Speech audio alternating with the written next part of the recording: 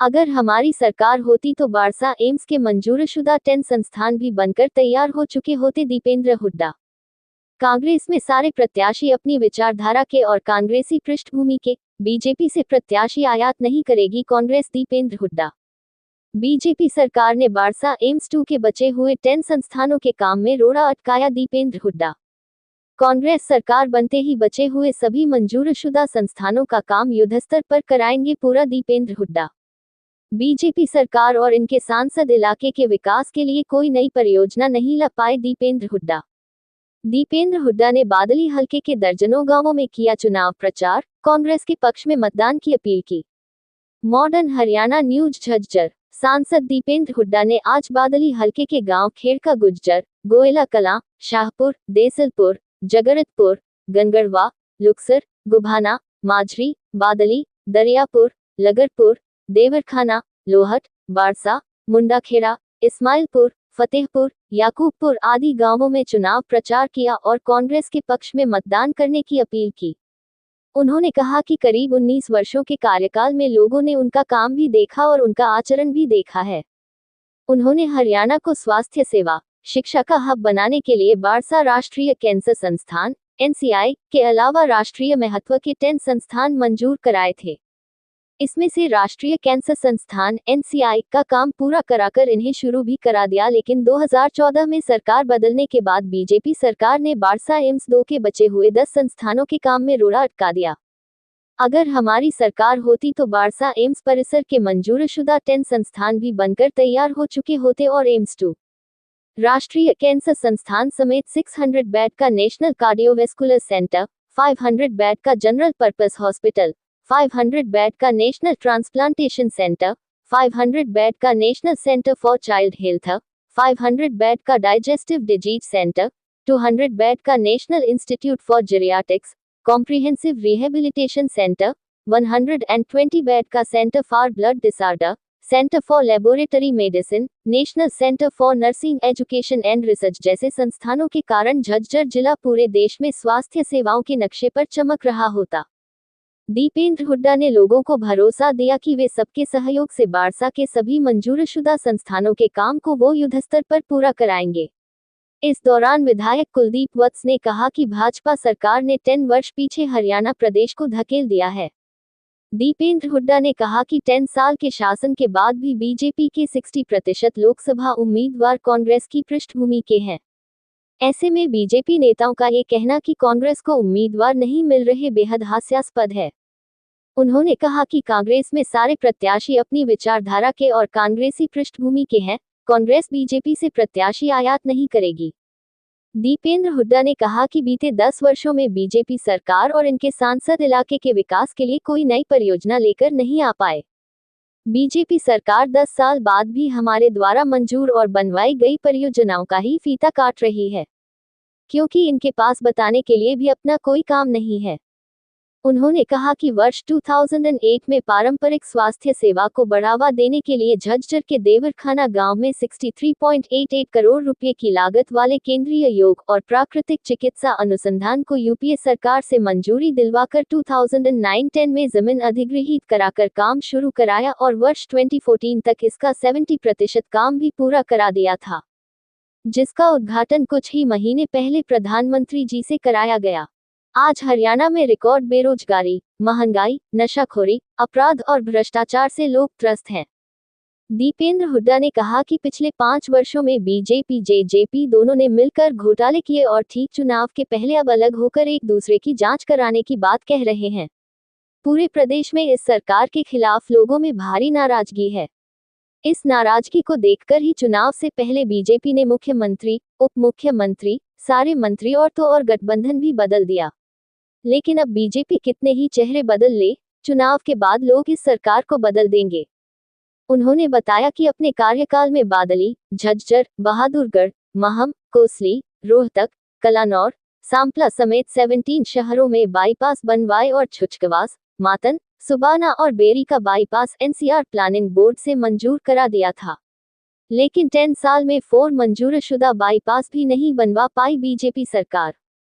दीपेंद्र हुड्डा ने अपने संकल्प दोहराते हुए कहा कि कांग्रेस सरकार बनने पर बुजुर्गों को 6,000 रुपये महीना पेंशन, हर परिवार को 300 यूनिट फ्री बिजली, महिलाओं को 500 रुपये में गैस सिलेंडर, युवाओं के लिए खाली पड़े 2 लाख सरकारी पदों पर समयबद्ध पक्की भर्ती, किसानों की उपज को एमएसपी पर खरीदेंगे।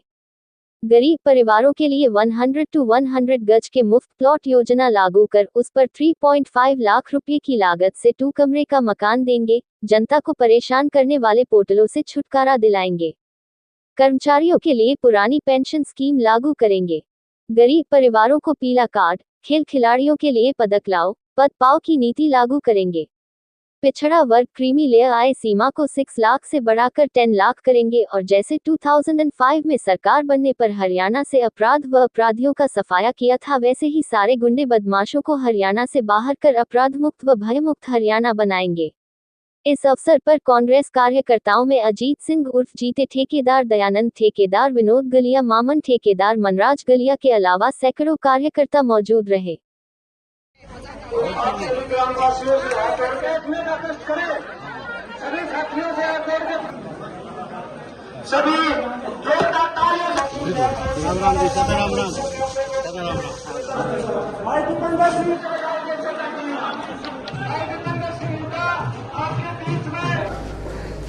अपने जीवन का, तो उस समय जब मैं आपके बीच में आया था तब मैंने एक बात कही थी कि आने मैं भाषण नहीं दूंगा, क्योंकि आने वाले समय में मेरी बात बोलने तो उसका कोई मायने नहीं, लेकिन अगर आने वाले समय मेरा काम बोले तो आप मेरा साथ दे देना। मैंने एक बात ये कही, ये आपको याद होगा, और आज भी मैं वही बात कहना चाहता हूँ। राजनीतिक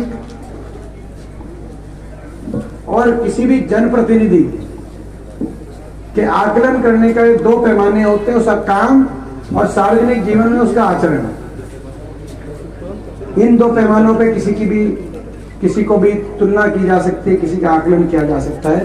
मेरा काम भी आपके आगे है इन वर्षों का, और मेरा आचरण भी आपके आगे है।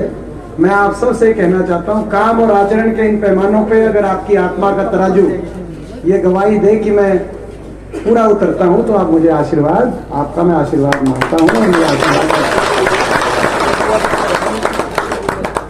और मैं ये विश्वास दिलाता हूं कि भाई ये आशीर्वाद, आपका आशीर्वाद को मैं खाली हाथ नहीं जाने दूंगा, आपका आशीर्वाद व्यर्थ नहीं जाएगा।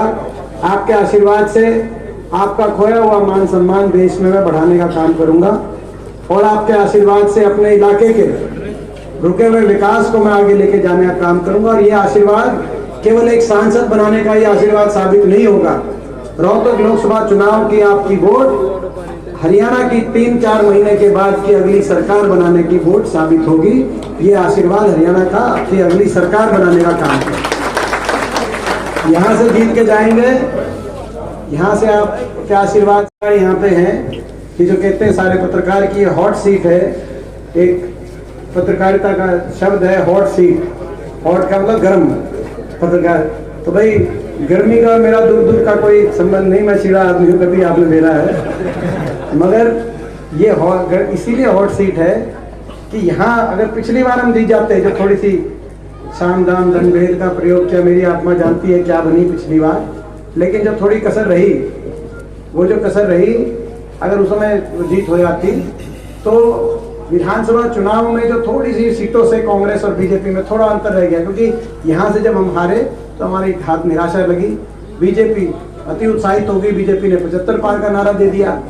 75 पार तो होने नहीं थे क्योंकि लोग दुखी थे उनसे, लेकिन उनकी 40 सीट आई, कांग्रेस की 31 सीट आई, और वो थोड़ी सीटों का फर्क रहा, और फिर दुष्यंत चौटाला ने समर्थन देकर सरकार बना दी। तो इस बार भी यही सीट पूरे देश की और प्रदेश की नजर इस सीट पे रहेगी, आपकी सीट पे रहेगी। मैं पूछना चाहता हूं, इस बार कोई कसर तो नहीं छोड़ोगे? और आपने देखा सरकार बदलनी जरूरी है, क्योंकि मैंने जैसे कहा कि यहाँ की जो फैसला है वो हरियाणा की सरकार बनाने का फैसला है, और वो हरियाणा की सरकार बदलना जरूरी इसीलिए है क्योंकि ये जो सरकार साबित रही 10 साल, खट्टर सरकार, इस सरकार ने बड़ा नुकसान किया हमारे प्रदेश का। 10 साल की इस सरकार के बाद आज हरियाणा प्रदेश देश में बेरोजगारी में नंबर 1, हर घर में एक कांग्रेस का तो सर हर जगह विरोध हो रहा है सांसदों का, उसको किस तरह से देखते हैं जनाब? मुझे यही अपील करी है कि जो अपना नाराजगी है लोगों की, वो वोट की चोट से नाराजगी को प्रकट किया जाए मतदान करके। नाराजगी को प्रकट करने का सही रास्ता है मतदान। भाजपा के खिलाफ मतदान करके किसी भी भाजपा के उम्मीदवार को किसी गाँव या कस्बे में जाने से रोकने का कोई अर्थ नहीं है। उनको रोका जाए, लोकसभा और विधानसभा में जाने से उन लोगों को रोका जाए, ऐसा मैं सभी लोगों से कहना चाहता हूँ। टिकट वितरण को लेकर करण दलाल की नाराजगी है जनाब का। मैं समझता हूँ कि सभी से बातचीत चल रही है और सभी कांग्रेस पार्टी पूर्णतः एकजुटता से चुनाव लड़ेंगे। अरविंद शर्मा ने कहा है कि मेट्रो नहीं लाएंगे तो दोबारा चुनाव नहीं लड़ेंगे जनाब। अभी उनकी कथनी पे कोई विश्वास नहीं करेगा, उनकी करनी पे। 10 साल इस प्रदेश में भाजपा सरकार में 1 इंच की मेट्रो आगे क्यों नहीं बढ़ी? जब हमने हमारी सरकार में 81 किलोमीटर मेट्रो से 4 शहरों को जोड़ने का काम किया था, गुड़गांव, फरीदाबाद, बहादुरगढ़ और बल्लभगढ़। 81 किलोमीटर मेट्रो हरियाणा के अंदर बनवाई थी हुड्डा सरकार ने 4 वर्ष के अंदर, क्योंकि 2010 से पहले मेट्रो दिल्ली के बाहर तक नहीं पहुंच पाई थी जी। तो 10 साल में वो 81 इंच भी मेट्रो आगे, 81 सेंटीमीटर भी मेट्रो आगे, क्यों एक खंभा भी नहीं बीजेपी बनवा पाई? तो क्या अब तो मैं समझता हूँ इनकी कथनी पे कौन विश्वास करेगा जब करनी ही जीरो, करनी जीरो रही, हो गया 0 इंच मेट्रो आगे बढ़ी। तो आप